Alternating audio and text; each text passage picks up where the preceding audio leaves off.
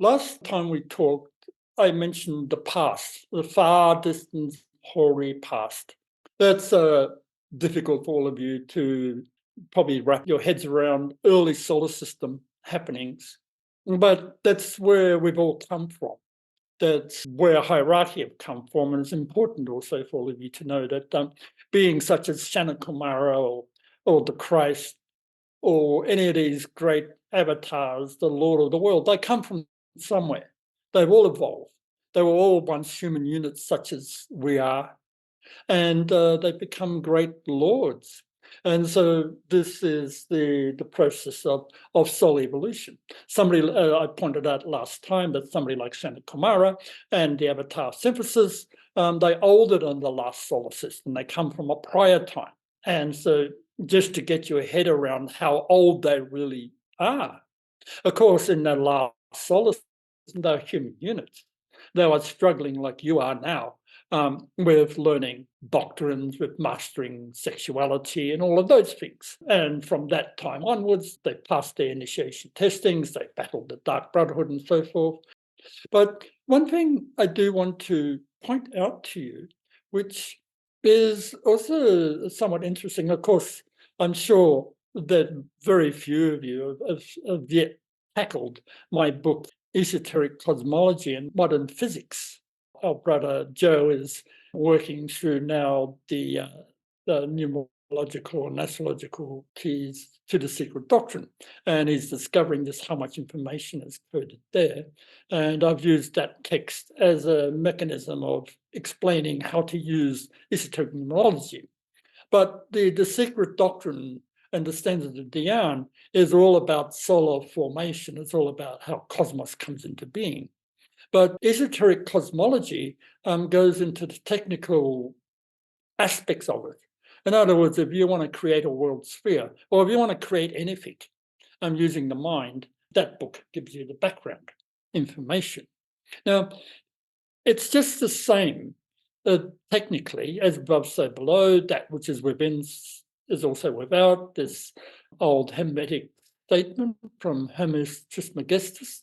All of you have read about and know of the Buddhas of activity, and I take him to be the third of the Buddhas of activity. He actually passed through initiation on this planetary sphere and was the one that was basically the architect of the Great Pyramid of Giza. And that's the reason why it's got all of this phenomenal numerical, sort of geometrical coding in it, which you can look up on YouTube there, and there's books on it and so forth. Last year, I talked on the Great Pyramid and the building of it and the levitation of the Great Pyramid and something to do with the devas and how gravity was defied from the point of view of orthodox scientists. And we could lift the great stones. I mentioned that the Buddha was also incarnate, for instance. It's responsible for some of that. Our esoteric philosophy is different from orthodox science. Though there's no real distinction, which my book, Esoteric Cosmology, makes out, our philosophy weaves in to orthodox science and explains the laws, etc., of that science and how it comes into being. Because after all, the science, the proper physics, is just the externalization of our esoteric principles. And what I'm sort of basically getting to is the process of planetary formation. And it's the same as materialization of substance.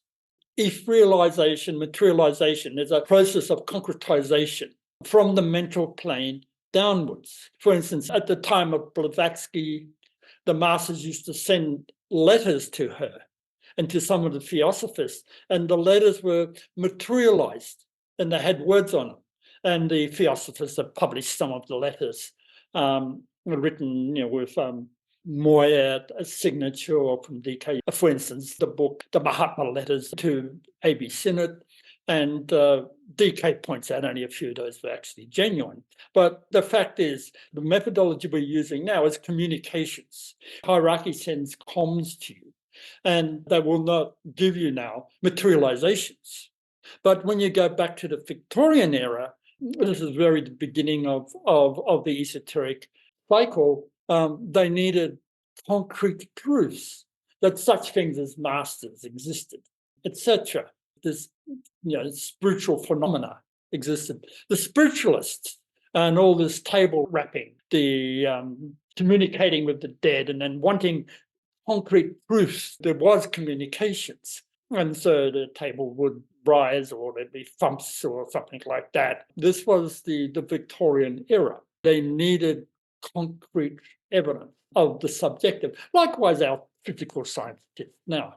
They don't believe in our esoteric science because we're not giving them any concrete evidence.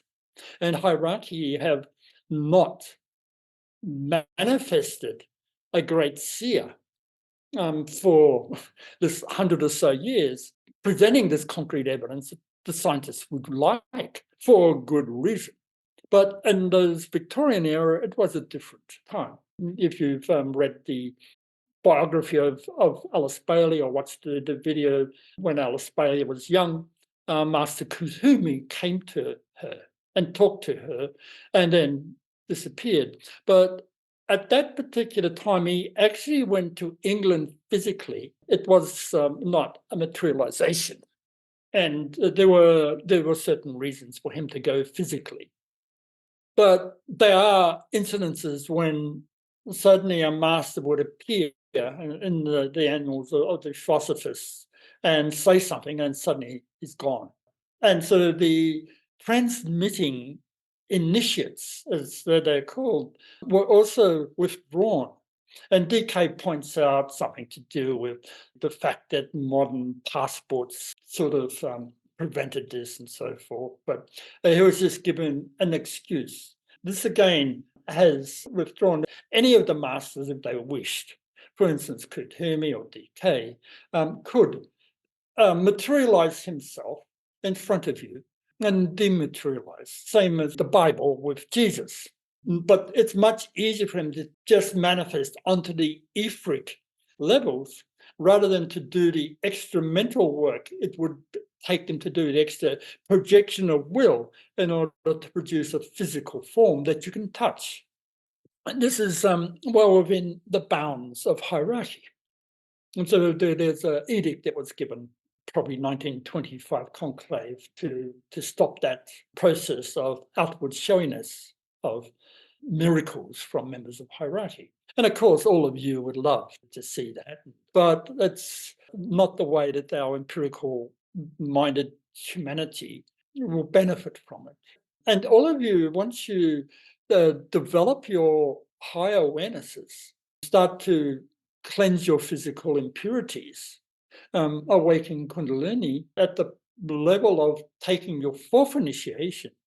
And after that, we'll be able to do this type of work. So it's not out of the bounds for us as a group. You're being trained to levitate rocks, for instance, huge rocks. So later on, there will be demonstration for our materialistic scientists, not the way they are now. They need this world war. They need to be cleansed of their materialism. The CIA and all of those organizations off the back of humanity first. The evil, the Dark Brotherhood, right now runs the planet.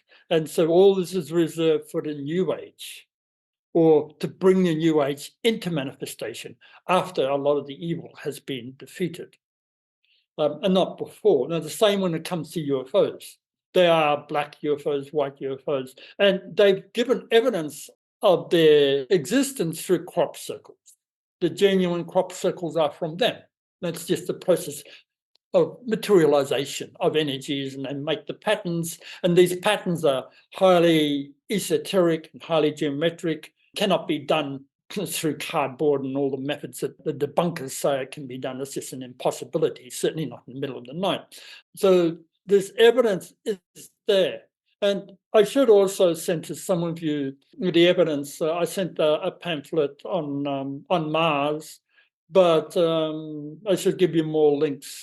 Some of you may have done the links, especially on Hale's crater. And there you'll see the evidence of the civilization on Mars. Okay, now Probably, I think about 2020 or thereabouts, 2019.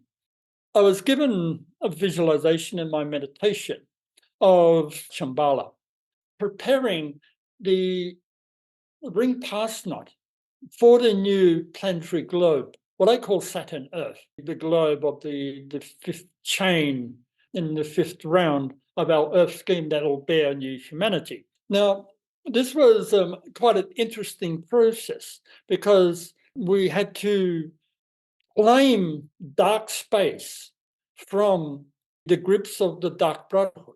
Every planetary sphere, every solar sphere encapsulates a certain amount of cosmic black substance. And that cosmic black substance is to be transformed over the course of that Manvantara, or even over the course of the solar system, from black substance into human units, into human minds. And there's a process of involution and evolution. And so the whole solar septenary chains, which I've explained to you earlier, are part of the solar system. It's all this process of the conversion of substance. I mentioned at the very beginning of the solar system, all of you were mineral avatars or mineral monads, and you were actually incorporating the black substance that was to eventually be converted by somewhere around this next globe into human units. It takes quite a lot of, billions of years to transform. All mineral substance is life, right? Everything is life. As a matter of fact, the substance that we incarnate into, this physical body, is but the fourth stage of the descent of substance. So it's already gone through three, what we call elementary essence 1, 2, and 3. And then it manifests the physical atoms that scientists are discovering or talking about and analyzing. But the atoms themselves are insubstantial. They're not physical. They look physical. But if you ever studied physics, then you know that it's all just quantum fields, energy sort of coming into the form of nothingness and then sort of going in and out of what's called quarks. And then we have what's called bubbles of helion in the esoteric philosophy or the theosophical philosophy. But elementary essence 1 is the essence of the mental plane, the lower mental plane, the atoms of the lower mental plane.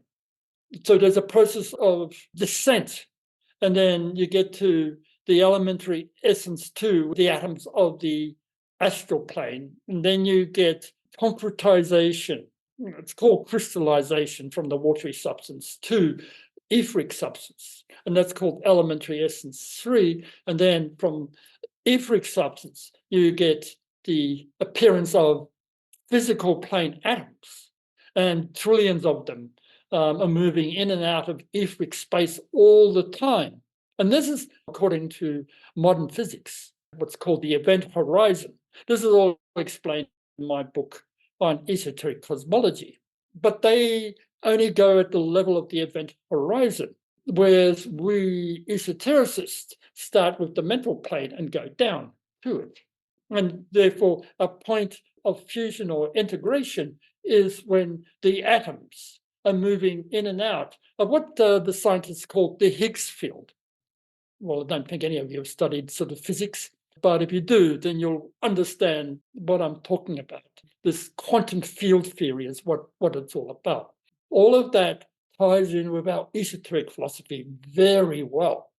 The only problem for scientists is that they don't understand gravity, right? There's 4 fundamental forces that they understand: electromagnetic energy, and the strong and the weak energies that bind atoms together. And they have been unified in their mathematical equations. But gravity is something they don't understand. How it comes into being, or what it really is. Of course, they have their mathematical equations, as such as the force of gravity is constant times mass 1 times mass 2 divided by the distance square. And then that sort of defines the force of gravity. But they can't tell you how gravity really works, what it is. And it's one of their greatest problems, what they've been working for all this time. What is gravity?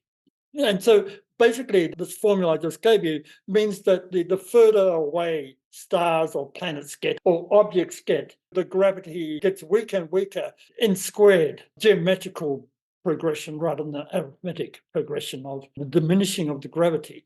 But the gravity holds the entire universe together into a form. All of their formulas are really about the force of gravity. Is gravity going to make space manifest into an open-ended universe, a static universe, or a closed universe that brings it all back to a point? So this has been one of the great problems with physicists. Now, in my book, Esoteric Cosmology and Modern Physics, I explain what gravity really is. If you read the book, you'll understand what gravity is, and I've solved the riddle of what gravity is. It's basically just the union of these elementary atoms from the mental plane, and then what I call animals, the combination from 1 to 2 onto the astral plane, and it moves to 3 to form a triad until eventually you get to it's a dance of little atoms. You can read all about that. But what I'm trying to sort of point out is that there is a process of the projection of there's 18 elemental atomic units or mental units, if you want, to make a electron. There are books on this, and the philosophers have also, the Leadbeater and Annie Besant have done some really good work on this. So you can also read their books as some of the foundation for this particular aspect of esoteric philosophy and the causation of things. But what I'm sort of introducing you to, therefore, is another aspect of the esoteric philosophy, which I've not mentioned at all, because mostly, for instance, in Buddhism, most people are just concerned about themselves, their emotions and control of their emotions, their karma, and so forth. But how things come into being. How does your form come into being? How does your soul create your form? And in the Bailey books, there's the 3 permanent atoms, the mental unit, the astral permanent atom, and the physical permanent atom.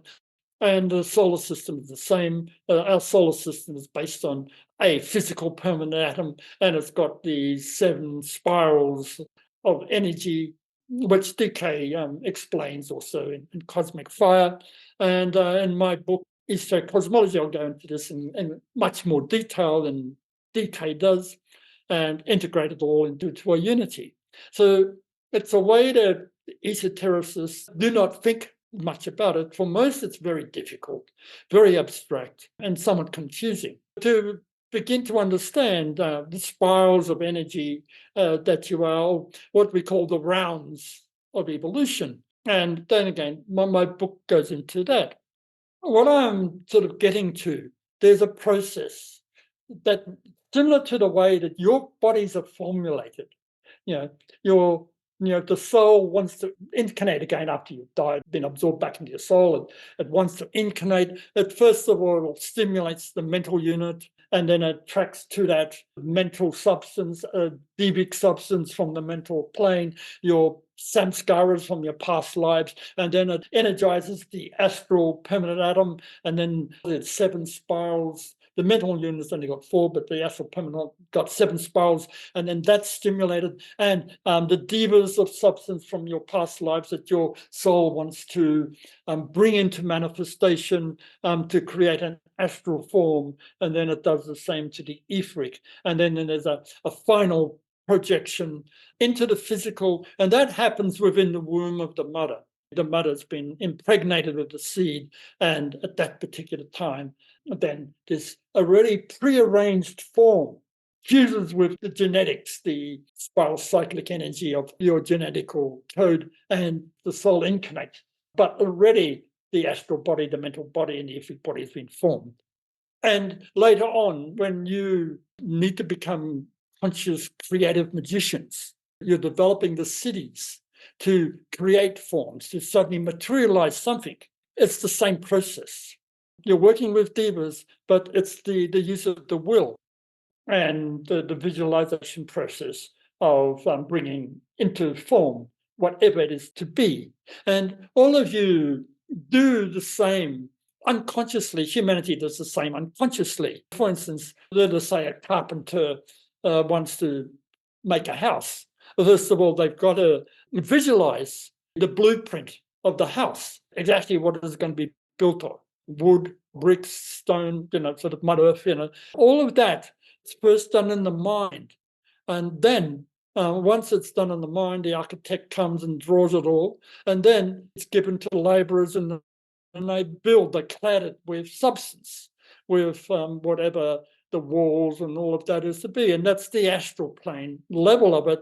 And then finally, you bring in all of the little knickknacks that make, the electricity and all the other things that makes it livable or habitable. And so it's materializing it all from the mental plane onto the physical and makes a concrete thing. So this is, all of you do this in different ways. And so this is the same law, but when you develop your esoteric visioning, which is what you do through meditation, is what meditation is to teach you. It's not just to gain what's called enlightenment, because enlightenment is this higher awareness, but it's also to make you creative intelligences. From the third initiation onwards, you can begin to create this way because you've got the ability to work with Kundalini.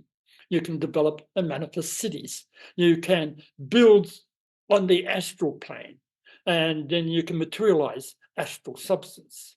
And this is what is taught to you in secret. This is the esoteric wisdom proper, because you can't be taught this knowledge or given this awareness until you've been tested. And therefore you go through the initiation testings. Your first initiation testing is to begin to properly master your physical appetites. Your second initiation testings is to master your emotions. They must be thoroughly controlled, and you must develop compassion. If you don't develop compassion, if you don't develop both, then when these cities come, then you become a black magician. You can be easily incarnated into by the dark side. And then later on, after the second initiation, you have to learn to develop your mind properly so that you can become a divine creator, to do what I'm talking about now. So you can see these initiations is not just to gain what people vaguely think of as enlightenment. It's so that you can become a conscious, intelligent, creative entity. But these cities, the city is the psychic term for psychic powers, materializations and things like that. This necessitates mastering the whole threefold personality until you become soul infused. In other words, you die to whatever you think you are now, and the soul takes over. And then you're thinking in terms of what you really are, or your higher self, if you're more advanced than the third degree initiate, takes over. And then that whole consciousness of the collective consciousness of the soul, or the collective consciousness of hierarchies manifesting through you, and you only work in accordance with their laws, their precepts. And if materializations of phenomena to appear, then it's in accordance to the united will of hierarchy. Yes? Bodo, do you think you can share a little bit further about developing the will and becoming a divine creator in practical terms of meditation? I'm asking this because sometimes the way to focus in meditation, I am not sure how am I developing the will in a short term and in a long run. Of course, the service work and the bodhicitta is included. I know this happens automatically, is given automatically, but we need to use the will somehow. That's what we are training. One of the ways of developing the will is through patience. You're learning patience. And that's one of the major tests of the development of the will. None of you have probably thought about this. Most of us, and not including me, have always wanted things to happen quickly. we don't think in terms of that we have to work with a plan, and that plan is hierarchy. The concept of learning patience means that impatience must go. Impatience is an expression of your emotions. So, first of all aspects of your emotional attributes and the subtleties of your emotions must be controlled. And this takes time.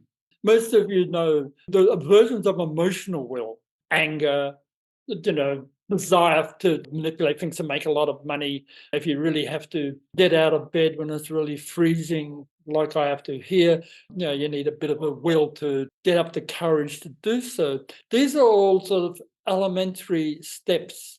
But problem is for most of you is that you don't understand the subtleties of the emotions. So all aspects of the emotional will must go. All aspects of what you might call desire will, or desire fused with will. So first of all, it's patience. The patience to wait out the training agenda of hierarchy. And this is part of the process of becoming enlightened. The next step, and this is the new curricula of hierarchy, is that you must read the books.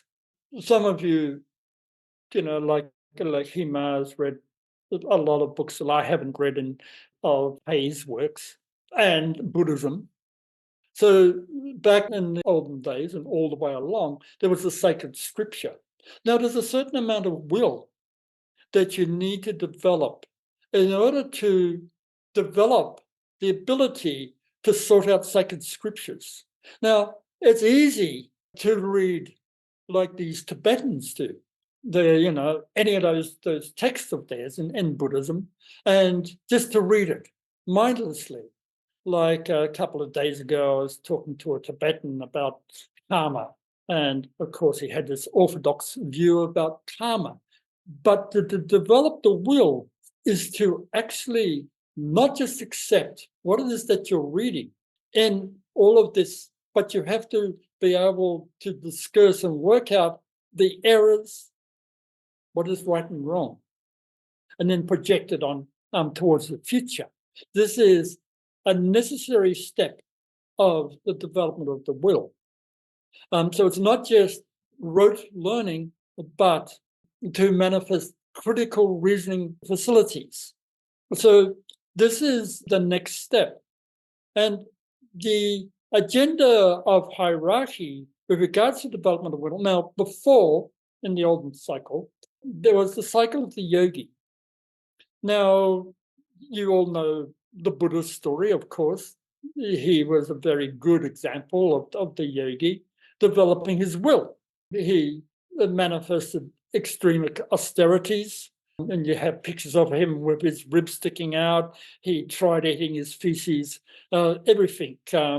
But he discovered that this personal will, or the personality will, was not sufficient. He actually had to let go of that personal will. And then when that cowgirl came and gave him some curd to drink, he took that. He let go of personal will and then started to learn about divine will, which was then battling with the Dark Brotherhood, all of those entities that came to lure him into aspects away from his path. Now, what you're seeing, therefore, is that you're developing the will without really knowing that this is happening all the time. Just for instance, like Hima is doing, he's a monk, he has to control emotions, he has to sort of obey certain precepts within his community. Obeying those precepts is also aspects of developing elementary will. Now, in the olden days, and say my last life, your last lives, there were yogis, and the yogis had their form of the development of will. They had certain sutras, certain tantric texts, which they followed, and they manifested strong austerities. They secreted themselves away from human habitation and chanted and meditated solemnly on the object of the gaining of the awarenesses, the gaining of the cities they needed.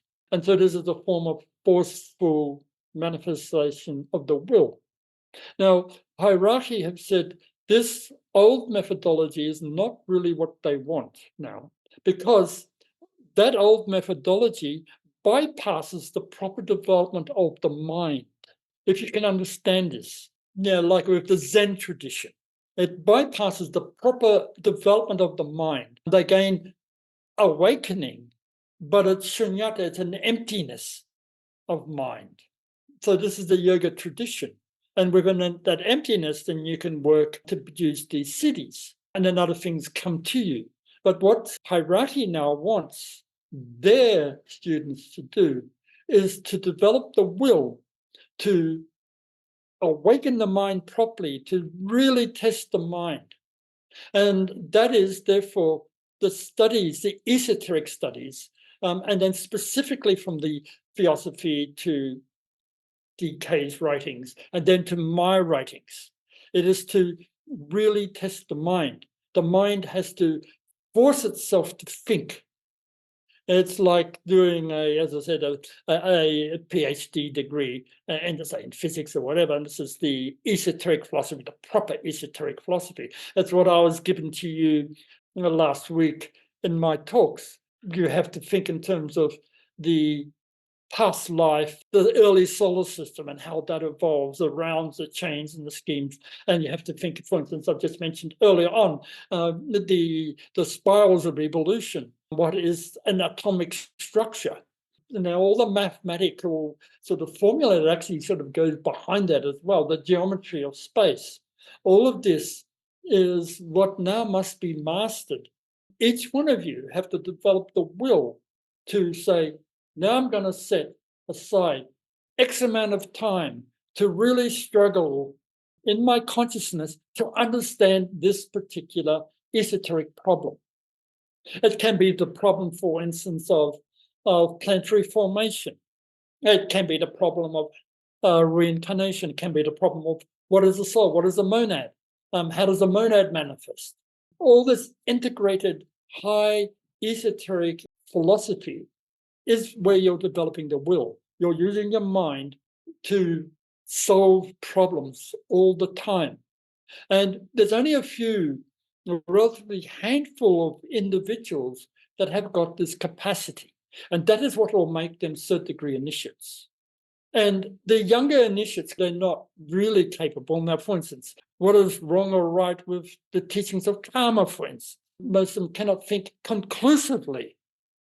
And so it's this thinking to conclusion in all the directions that your mind wishes to tackle a problem.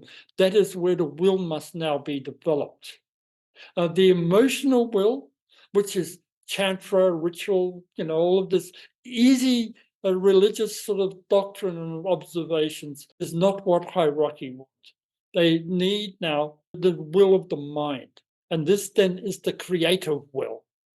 Once you bring your whole focus upwards to the domain of the mind, then you're getting closer to divinity.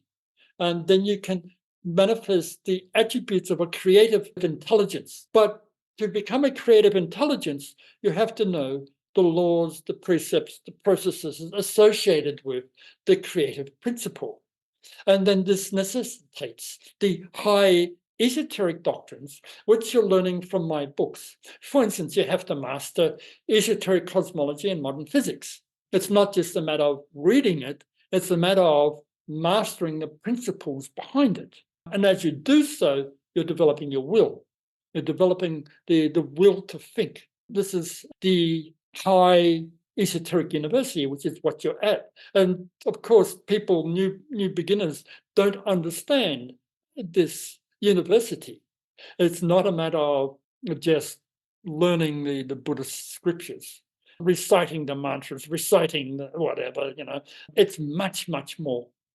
And what the will has to do, and this is just a technical esoteric quandary, if you want, is that there's actually a gap in consciousness between the empirical mind and the abstract mind. There is a gap that has to be bridged through the development of the antakarana. And DK gave in his books a lot of formula and meditations to develop the antakarana to bridge the gap. And this necessitates the development of the will. And in my book, one of my earlier books, I mentioned the different types of will. And what you're developing is the will to love, and then the will of love, and then divine will, right? And for most aspirants, for instance, such as the ashram where Hima resides, what his siblings are developing is the will to love. They're trying to develop bodhicitta. They use their minds to, and formula that they've got in the sacred books of how to love, how to be more compassionate. And they have to work upon this, think about this. And they got formula, they got teachings. But for all of you, this will to love is inherent. It's basic. It's innate, right? You don't have to work upon being compassionate. You already are. But what you're developing is the will of love. And the will of love is to you stand in the groundwork of your compassionate stance. And you look at the scriptures, you look at the teachings, you look at the conditionings around you, and you project your will to do your creative activities in order to serve the all, to serve humanity.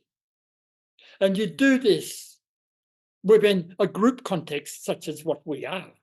And so we have a self-initiated group tasks that each initiate is tested in.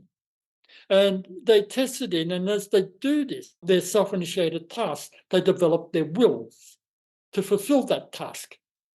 And there's a certain mental focus that's needed, a proper wisdom that must be developed in order to achieve the goal, achieve the aim of the initiate that's concerned. And as the initiate works upon these tasks, they are tested accordingly, and this is part of their third initiation testings.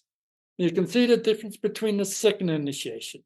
In the second initiation testings, you're working with basically the Dark Brotherhood, alluring you with all sorts of desire aspects, the aspects of sexuality, samskaras from the past. This is the beginning of the elementary use of the will. As you start to master all of these problems of the Dark Brotherhood and you overcome most of that, then your next part is self-initiated wills. And the self-initiated will is also to work as a group. What is the group task? Oh, yeah, well, we've got a central tree of initiation we must protect and we must build. We must bring people to. There's the books that needs to be written, that need to be published. These are all the development of the will, the higher tasks that makes you initiates. As I said, there's also your individual meditations. Now, for all of you, matter of fact, I haven't spent much time like DK has in his books to give the meditations and the formulas relating to building the antakarana from the lower mind to the abstract mind. Because the fact is that DK's focus is the education of the younger initiates, the aspirants, first probationary disciples, first and second degree initiates. They have to develop the will to manifest abstract thinking. So there are processes. So I haven't bothered with any of you to really sort of give to you the laws of antakarana projection, because that within all of you is innate. All of you already are initiates of the third degree innately. You've done this in your past life. Some of you are the fourth. Some of you may be moving towards your fifth. So my group is of a higher level. And my teachings already are so abstract for many of you. You really have to think hard to really grapple with the concepts. For instance, Joe is beginning to understand that the concepts in my Secret Doctrine book are very difficult. metaphysical concepts that to really sort of understand where I'm coming from, or what the standards of Dhyana are really about. The philosophers thought that they knew it all, more or less knew it all, and the Bailey people more or less just disregard most of that, and they go with whatever's written in Bailey. So there's a vast amount of esoteric philosophy, which I'm bringing into manifestation, that necessitates the development of the will of love and then a divine will. And the divine will is what makes you technically members of Shambhala or hierarchy. Well, the will of love is hierarchy and the divine will is Shambhala. To think shambalically is to actually to bring into consciousness, into manifestation, intense energies. And this is the next thing that all of you have to grappling with, is the energizations that come with your meditations. And as you work upon cleansing your mind, your emotions, and your physical body, as you start to cleanse all of that, the energies come in, and the energies then throw out more samskaras, more of your substance. And if your solar plexus is not properly controlled, it can make the solar plexus run riot. You can manifest these subtle desires in a very strong way. I've used the term in one of my books called yogic madness. Can any of you answer what is yogic madness? What is really meant by that term? I would assume that it has to do with the energies causing problems within a yogi based upon the path of least resistance for his or her weaknesses. So if pride happens to be That's right. something that an individual is struggling with, then they will become super prideful. That's right. It intensifies them. But for yogis, of course, they are yogis. This is of the past. And so they focused upon development of cities of psychic powers. And then that psychic power then leads them astray and off it into a dark path because of this ability to awaken Kundalini prematurely. And therefore, it produces a yogic madness where they almost lose their mind. They can make them insane, literally insane, one pointedness in one direction. So it's something that all of you have to be aware of and take care of within your own selves, not to become yogically mad. This is the seventh fray glamour, wrongly faceted mind.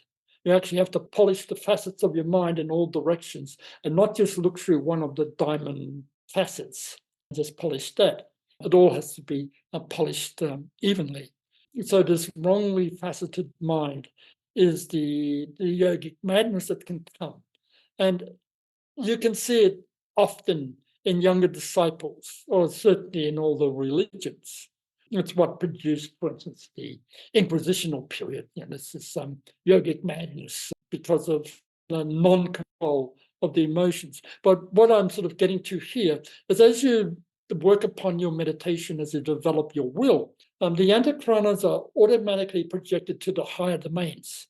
And it can be to the higher mental plane, where resides the soul, or it can be to Buddhi, where you access cosmic etheric energies. And that depends on your inherent, intrinsic spiritual age. So if you access Buddhi and you get cosmic energies coming through, then this will show out your samskaras, past life samskaras, sexuality. It depends on where you're really at. And then you have to use your will to control those innate urges, desires. It's a form of desirelessness. But at the same time, your meditation is upon your karma. What is your karma? How is it to be cleansed? Where does it lead you to? This is then your meditation mind that comes into play. And the whole path is samatha and vipassana. So samatha is quiet abiding. And you develop a mind where it's just quietly abiding, serene, encompassing of all space. And then vipassana is focusing upon a aspect of the mind that needs to be understood or that you want to know about. These are what must be developed by all students. these two attributes. So what I'm also getting to, therefore, as you contact the higher dimensions in your meditation, because of your lifestyle, because of your studying, when you study my books, and when you really, for instance, struggling with trying to understand cosmic mind, it automatically produces the antichronos, so that the higher domains and the energies come in. And sometimes the masters will give you impressions. And if you in Shamatha, you will listen, you'll hear, you'll understand, and then you'll work with the impression. This is the intuition, right? I use the term pratyaksha, this intuition. This is what we're really talking about. The impressions coming from your higher self or from one of the masters. When that impression comes, then you must listen and then expand upon it. And this is your training. This is your will. See, the will is to hold steady the mind while you're studying, while you're meditating upon a particular aspect of the book that you're pondering upon. The information comes in, you hold that thought in your mind and you expand upon it. And this is the beginning of this will to love that expands later into divine will. When I'm talking about the divine will, that is the will that is the energy from the highest domains coming through that will allow you to become a divine creator. This is where I started off with. This is when you can use your cities to lift the, say, 1 ton blocks of stone later on with our group. You'll begin to use this divine will. Your mind will be empty. Everything happens in this shunyata. And then within that shunyata, within the emptiness of mind, you will see the devas, and then you'll manifest the sounds and you'll do the visualizations you need. But you as an entity will not exist per se. And so this is a process of development of your mind, of meditation, of shamatha that must be done. And this is in conjunction with the higher esoteric knowledge. Nowadays, the old yogins sitting in the cave, sitting in abstracted meditation somewhere, that is not what hierarchy want. They supplanted that with, as I said, the higher esoteric books. The stanzas of Dian, for instance, at the beginning of DK's Cosmic Fire, it's there for a reason. His old commentaries, they are there for a reason. There's far more in those commentaries than is ever imagined by people that read it. You know, the way he uses his words when he says, I'm writing this with care, that's a hint. And then, of course, my books, which is the next level up from DK's writings. So this is the next level of the old yogic methodology, but it's still the same process. But now it's rooted in or seated in the mind, the development of the abstract mind first and foremost. You must begin to understand. I use this phrase, the mind of God. What is the context of the mind of God? And the context of the mind of God, and I use the term mahat in my books, this is a technical term, is the feminine principle. It's the creative principle. It's that which creates the forms to be. And what is the form to be? Well, the form to be can be the new age. This is why it's the mother of the world that gives birth to it. It's the third ray, the ray of the abstract mind. It comes from Atma, beyond Buddhi, and Atma and the higher abstract mind, one sits upon the other. And so you're projecting up to Atma, and Atma is the plane of the third logos. And the third logos is the mother. And the mother is the mind, the creative mind, the mind of God. The Sanakamara is the sun. It's some compassionate mind. It's the mind that is the universal all, but it's not creative per se. It's the universal consciousness. So there's the mother, and the father is the avatar synthesis. There's one overshadows the other, and the avatar synthesis is the will, the divine will, working through the mother, so it's father, mother, to produce the son, and the son is the new age. The new age is this new epoch that we're now bringing into manifestation. And incidentally, to bring the new epoch into manifestation is the feminine principle, and therefore some very high initiates have incarnated into female forms that will bring this birthing of the feminine dispensation, because the feminine form, the feminine consciousness, is aligned to the Pleiades and the Pleiadian manifestation. They give birth to this new form of thinking, which is this abstract mind. If you can look at the evolutionary process up to now, the epitome of evolution has been our materialistic science, right? This is the empirical mind, right? The lower mind, the concrete mind. And that's where all of evolution has moved towards. But this empirical mind of the materialistic science has been right up to now, right? This is what hierarchy wanted to develop and the Lord of the world. But now we must move up to the abstract mind. And the abstract mind is been born into, because this empirical mind is the masculine. The abstract mind now is the feminine. The abstract mind is the true creator.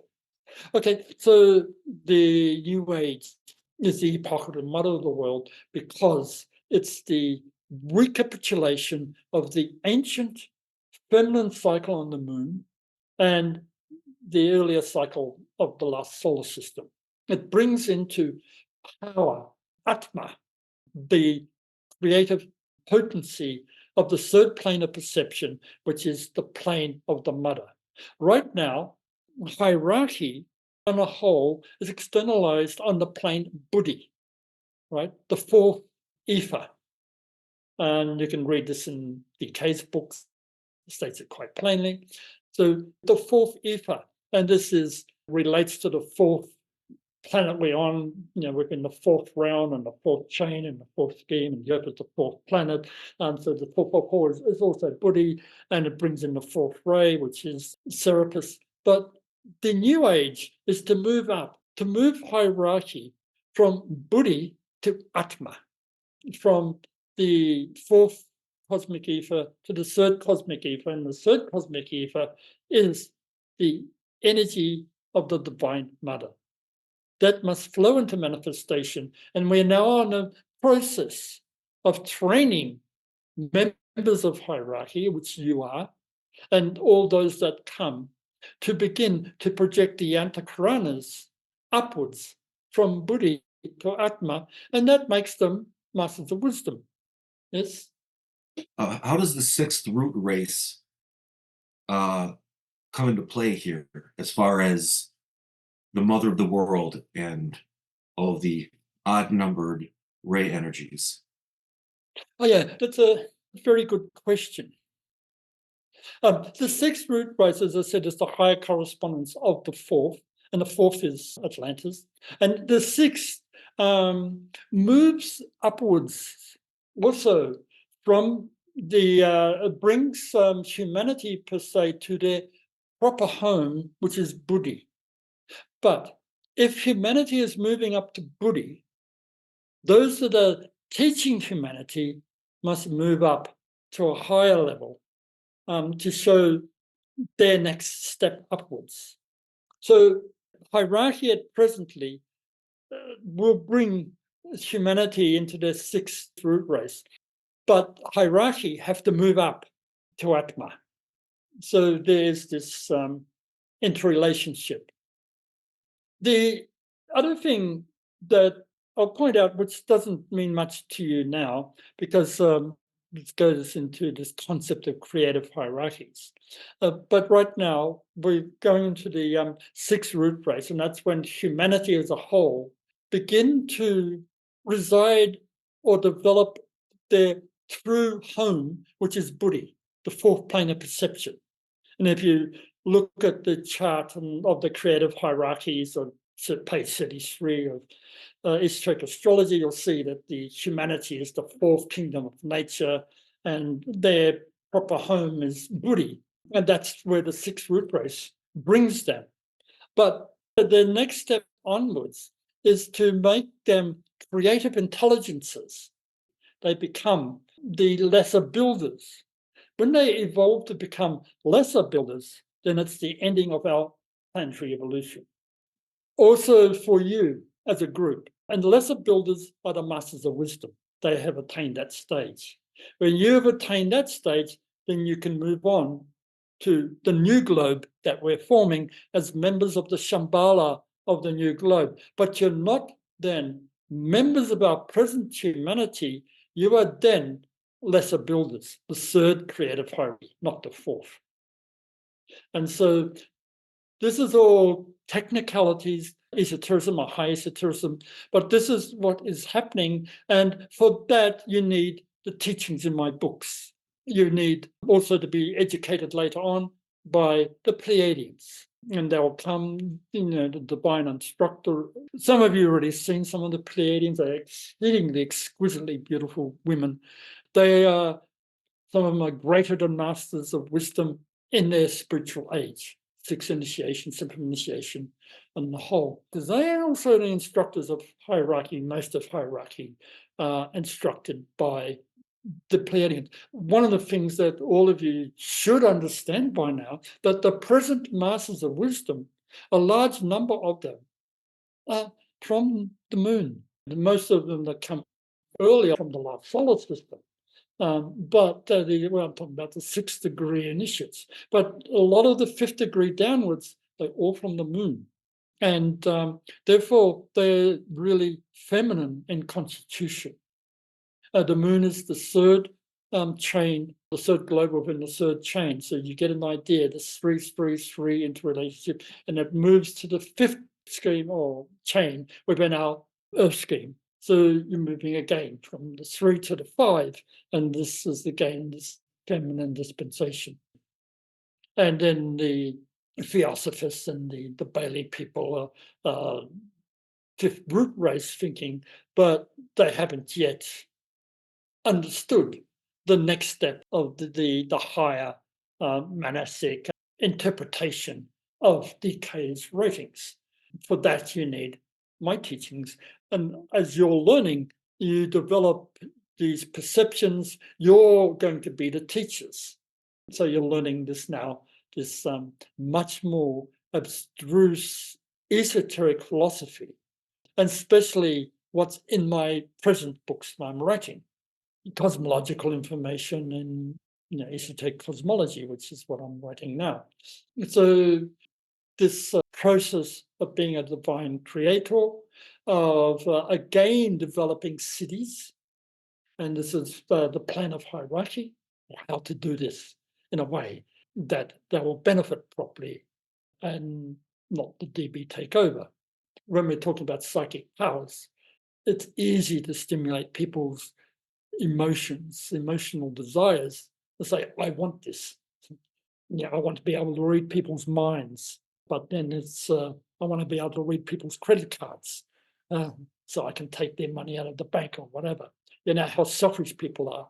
So when you go into telepathy, which is what you're learning, and this is again the next step, all of you, you have to be absolutely compassionate in order to be able to look in somebody else's mind. You don't need what is their private thoughts in your mind. And as you know, a lot of people would actually use that and abuse that information. I'm not interested in those types of private thoughts, but certainly I need to know the context of my students' minds in order to teach them properly. Because I'm 100% compassionate, I use all information so that they can be benefited. Oh, there's a samskara that needs fixing up. Okay, and we'll work out how to fix that up, that samskara. There's no other thought. What is the best way to turn that person into a more loving individual? How to make them more group conscious?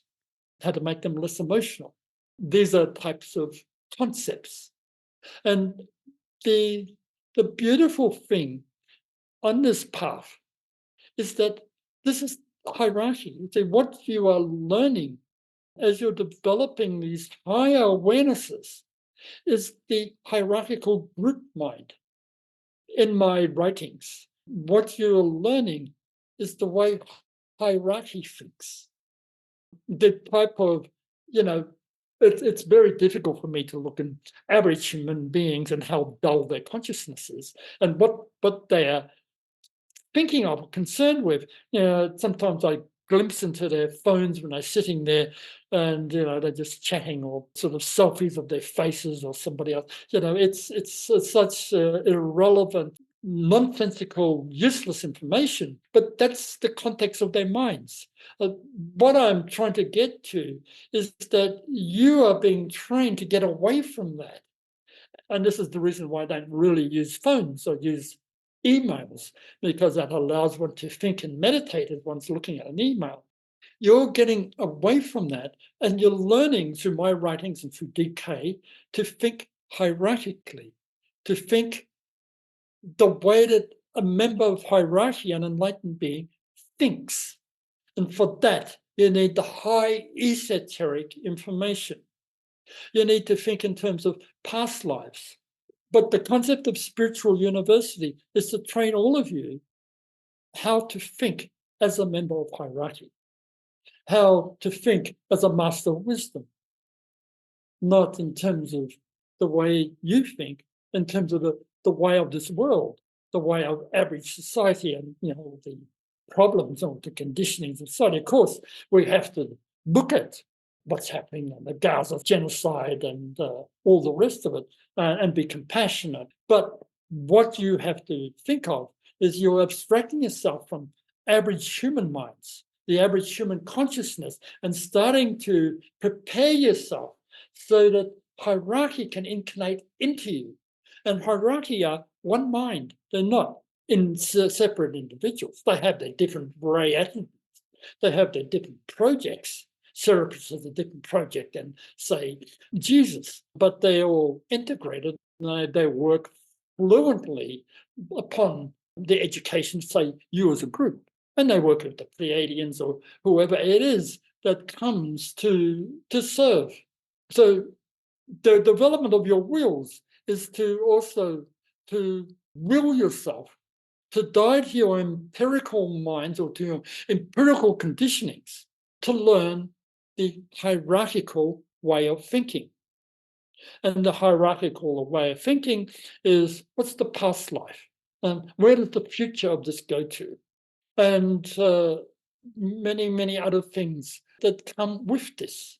So there's all sorts of conditionings that go with the hierarchical mind. But it is this shamatha, I'm using this Buddhist term, and vipassana, these two sort of technical terms, that is the foundation.